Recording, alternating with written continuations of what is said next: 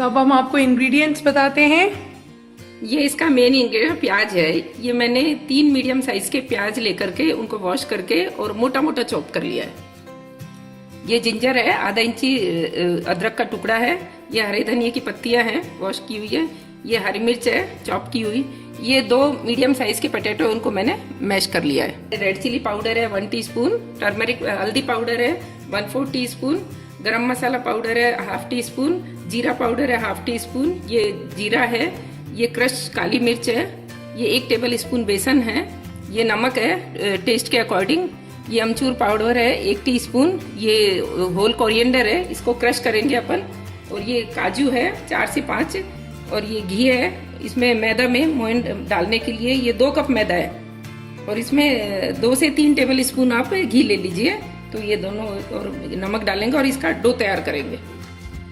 इसमें आप मैदा की जगह आटा भी काम में ले सकते हैं। आप आटे की भी कचौड़ी बना सकते हैं। मैंने यहाँ पर मैदा लिया है ऑल पर्पस। और ये है हमारा फिलिप्स का एयर फ्रायर। ये वेजिटेबल ऑयल है, कोई सा भी ले लीजिए आप जो खाते हैं। फॉर ग्रीसिंग के लिए, कचौड़ी में ग्रीस करेंगे। ग्रीसिंग के लिए, याद रखिएगा, ग्रीसिंग के लिए। And that's why air fryer is such a useful device everyone.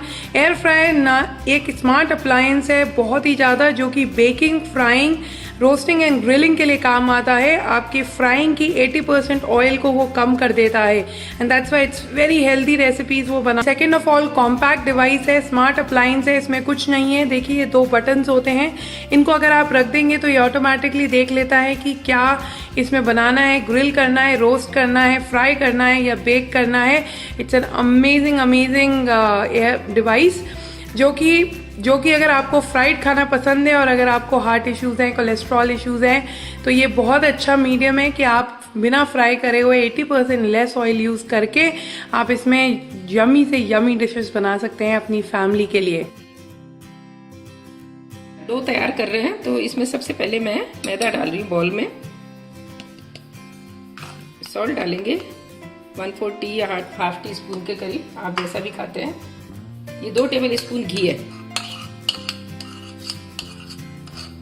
आप इसमें ऑयल का भी मोहन लगा सकते हैं, लेकिन घी का मोहन डालने से कचौड़ी एकदम खस्ता क्रिस्पी बनेगी, इसलिए मैंने घी का मोहन डाला है इसमें।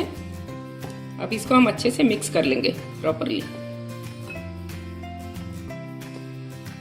इसमें मोहन को यदि आपको टेस्ट करना हो तो आप ऐसे करिए, 1 मुट्ठी लीजिए और इसको प्रेस करिए, तो ये देखिए मुट्ठी इसकी बन गई है। इसका मतलब एकदम परफेक्ट है अपना डो। थोड़ा थोड़ा पानी डालकर इसका हम डो तैयार करेंगे। इसका मीडियम सॉफ्ट डो लगेगा एकदम। अब ये आटा हम इसका मीडियम सॉफ्ट आटा लगकर तैयार हो गया है। अब इसको यदि हमें हाथों हाथ बनानी है तो इसको आटे डो को अच्छे से मैश करना होगा आपको, तो आप इमीडिएट बना सकते हैं। अदरवाइज 10 to 15 मिनट के लिए कवर करके रख दीजिए तो आटा सॉफ्ट हो जाएगा। लगा करके इसको अच्छे से मैश कर लूंगी आटे को।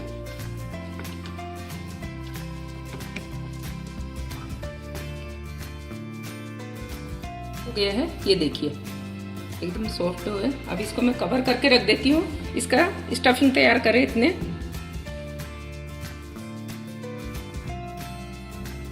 मैं इसमें 2 टेबल स्पून वेजिटेबल ऑयल डाल रही हूँ स्टफिंग के लिए। मैं इसमें क्यूमिन सीड डाल रही हूँ।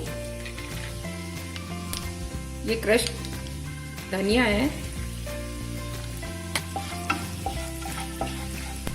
अब ये काजू है। हल्का सा पिंकिश होने तक अपन सौटे करेंगे इसको।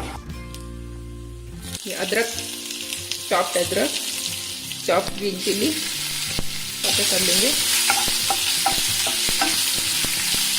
चॉप्ड अनियन डाल रहे हैं।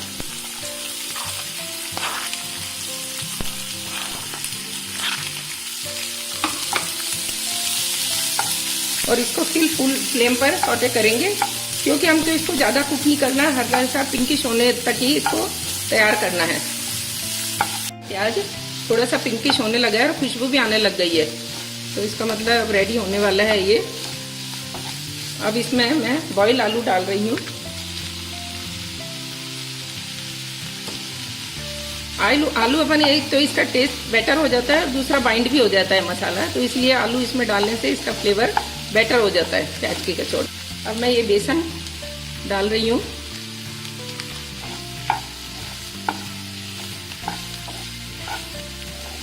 सबसे पहले सॉल्ट, नमक, लाल मिर्च पाउडर, हल्दी पाउडर,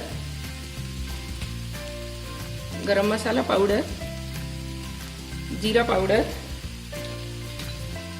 क्रश्ड काली मिर्च, ये अमचूर पाउडर।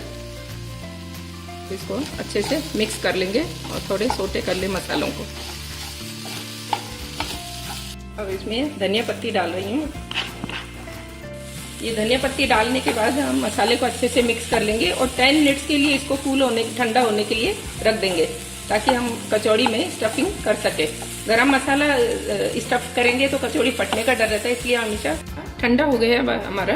अब ये कचौड़ी का डो है, ये देखिए सॉफ्ट डो एकदम, विदाउट लम्स, और सॉफ्ट हो गया एकदम। आप किसी भी साइज की छोटी या बड़ी जो भी आपकी रिक्वायरमेंट हो उसी हिसाब से आप कचौड़ी बना सकते हैं। और इसका डो के छोटे छोटे बॉल्स तोड़ लीजिए।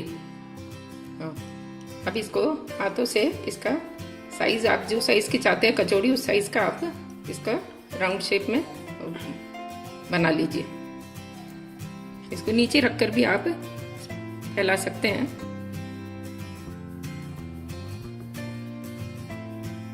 ये स्टफिंग रख दिया इसमें। अब इसको इस छोर से लेकर इस छोर तक आप ये दोनों को ऐसे मिलाइए। दोनों पार्ट को मिलाते हुए ऐसे बंद करते हुए आप ऊपर की तरफ इधर से इधर दोनों साइड से ऊपर ले आइए और इसको प्रेस करते हुए जो एक्स्ट्रा इसमें आटा आ रहा है ऊपर उसको हम निकाल देंगे और ये लॉक हो जाएगा अच्छे से। ये देखिए ये लॉक हो गया है और ये निकाल दिया एक्स्ट्रा आटा। अब इसको प्रेस कर लीजिए हाथ से। अब ये पाम से आप इसका साइज, जो भी साइज चाहते हैं आप उस साइज का प्रेस करके बना लीजिए। ये देख लें दोनों तरह साइड से कचौड़ी खुले नहीं, अपनी मसाला बाहर नहीं आए इसका।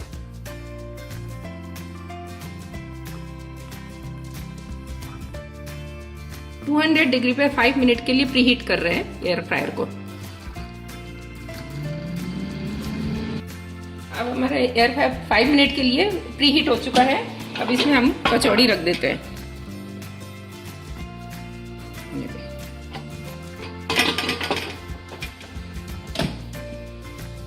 अब मैं इसको 20 मिनट्स के लिए 200 डिग्री पर सेट कर। अब 10 मिनट्स हो गए हैं कचौड़ी रखे हुए। अब एक बार हम देखकर चेक करते हैं और इसमें ब्रशिंग करेंगे ऑयल से। ये देखिए